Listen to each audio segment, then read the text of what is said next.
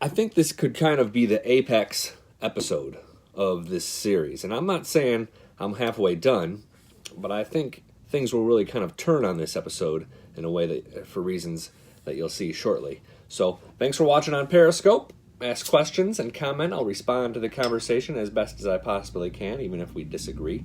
I prefer questions, not insults. I probably won't respond to insults. If you're on YouTube, subscribe, comment, give a thumbs up, or I'm going to think you're a hater. And if you're just finding me on YouTube, you can find me on Twitter every Friday at 4 p.m. Central. At Billy Dukes on Twitter is when we record this live. This week I'm going to focus on one chart, one graph that I'll link to in the description of the YouTube video. It's a chart of the average age of female soloists with chart-topping songs on the Billboard Country Airplay chart. That is women with number one songs over the last 33 years on the Billboard Country Airplay chart. But first, a little bit about how I got there in case you missed the episode from 2 weeks ago, episode 4. I crunched the numbers on about 30-plus years of number one hits using Billboard's historical lists of number one songs. And I did it because I wanted to see if ageism exists today relative to about 10, 20, 30 years ago. And the answer there is no, it doesn't. The average age of artists with number one songs today is not really all that much different than it was in the mid-'80s. It's kind of ebbed and flowed a little bit, but mid-30s, 34, 35 is kind of the average age of any of artist with a song at number one.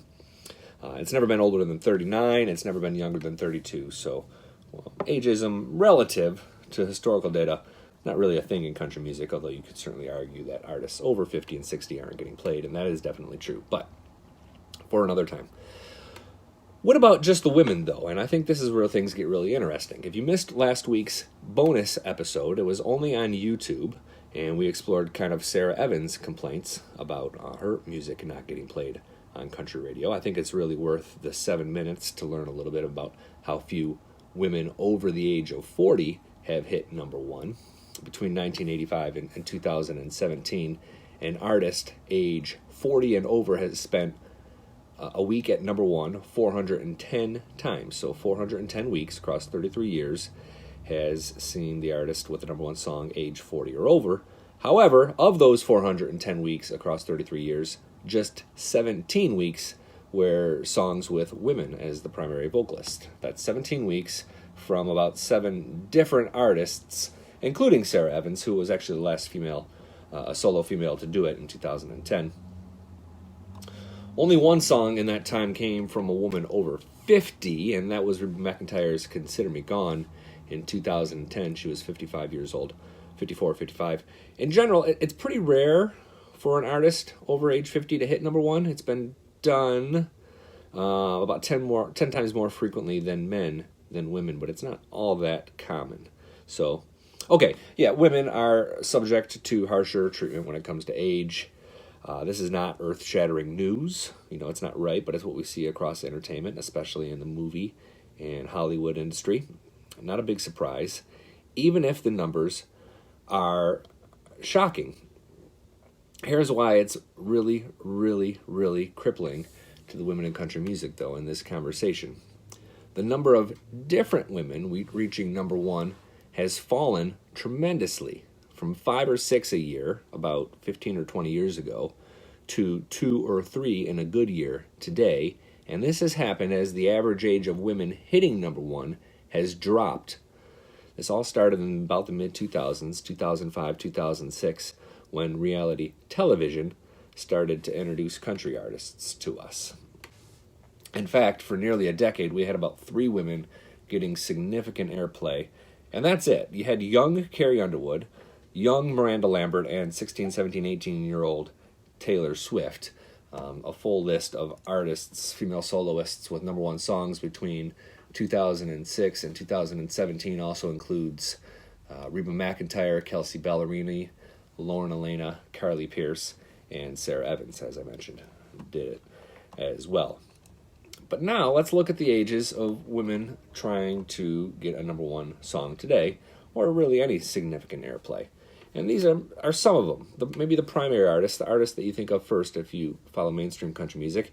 Kelsea Ballerini is 25. Lauren Elena is 24. Maren Morris is 28 years old. Abby Anderson is 21. Cassidy Pope is kind of the OG at age 29. Ray Lynn is just 24 years old, and Danielle Bradbury is 22 years old, which begs the question, where in the hell are the women over 30? What the heck is going on? How come it's been so long since a woman over 30 has had a hit or any success on the radio? The fact is, they're not getting signed by record labels. And record labels, if you're not signed to a record label, your chances of getting significant airplay are diminished quite a bit. Established female artists who have fans and an identity are being shoved aside in preference for younger women, girls who are more of a blank slate, maybe seen as a little bit more impressionable. And often they have little stage experience.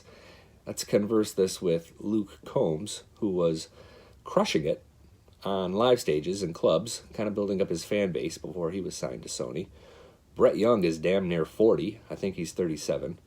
Riley Green is a little bit older. I don't know how old he is exactly. Has a good live following. John Pardee is 33. Tyler Rich is 32. And let's look historically at when women were killing it, the glory days, as it's kind of known as, of the late 90s. We talked about that in some detail several weeks ago as well. You had Shania Twain was 32. Dina Carter was 31 with number one hits. Faith Hill was 30. Reba McEntire was active at 42. 1998, you can add to that Joni Messina, who I think was 28. Faith Hill, 31. Terry Clark, age 30. The Dixie Chicks were young. They were only in their mid-20s. And then if you go to 1996, you can add to that Martina McBride was in her 30s in the late 90s. Patty Loveless was making hits then. She was 39. Mindy McCready was kind of the young artist at the time. She was only age 21. Trisha Yearwood was age 32. And Leanne Rimes, of course, was only 14. So contrasting then and now that's a pretty big difference in age. If you're over 30, if you're watching and you're over 30, compare yourself now to who you were at age 20 or 25, right? You're more put together, hopefully. You're better at your job. You have about a decade more experiences. You understand your feelings and your emotions a little bit better, perhaps. Able to better handle some of those things. You're more socially savvy. The men have a decade head start. 10 years more practice and more life to write about when they're getting signed compared to women who are getting signed much younger, 18, 19 years old. I'm 39. At 29, I really lacked a lot of confidence, had a ton of ego. But once a woman hits 30 now, she struggles, especially as a newcomer.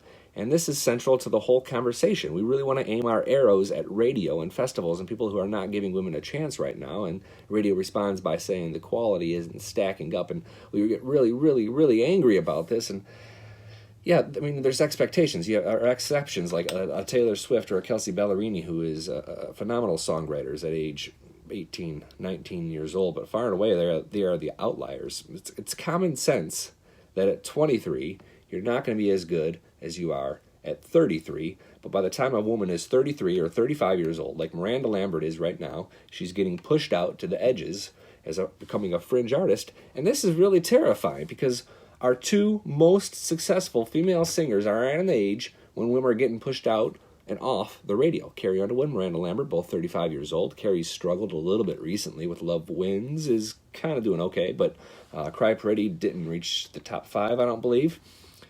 If we don't have Carrie Ann Underwood and Miranda Lambert, y'all, I mean, these numbers, whoo boy, and they're kind of propping up the women in country music numbers as it is, and they're pretty low right now, so we lose them off the radio. Things could get kind of ugly in terms of some of the statistical data with women on the radio.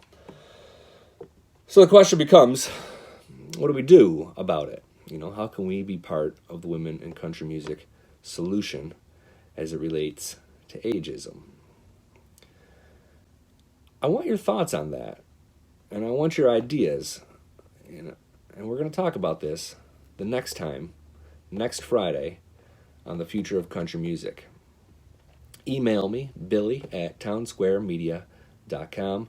You can also find me on Twitter @BillyDukes. YouTube, I'm not going to lie, I'm kind of tough to find on YouTube right now. You can't really search my name or the future of country music, and it's not worth a damn. You get some other Billy Dukes or some other random stuff that I did on YouTube for Taste of Country some time ago. So you'll just have to look for the link to the YouTube video, which, as I mentioned, is going to include that graph that shows the average age of women with number one songs in country music across the last 30 years. You'll see a significant drop-off from the 80s to the 90s, and then you get into the early 2000s, and it starts to be average age 24, 25. And I would argue that is central to why women are struggling right now, is because we're ignoring women that are over 28, 29, 30. God forbid a 40-year-old woman wants to say something on the radio nowadays. Can you even imagine that happening? Meanwhile, you have artists well over 50 crushing it. Good question here from Susan. Do you think there is any desire from radio or labels to see change? I'm not seeing it. I don't think radio cares necessarily about the demographics. I think they care most about what's good for them and what's improving ratings. And labels, I don't know. I mean, labels kind of get a free pass a little bit. No one really points their arrows at labels, which is strange because that's kind of where it all begins. Warner signed Ashley McBryde, and I don't know Ashley McBryde's age. I think she's over 30. If you're not Ashley, I really apologize.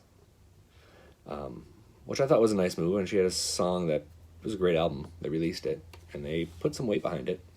Song peaked around top 20, and then they released Radioland, which I didn't think was a very good song at all. And that struggled, but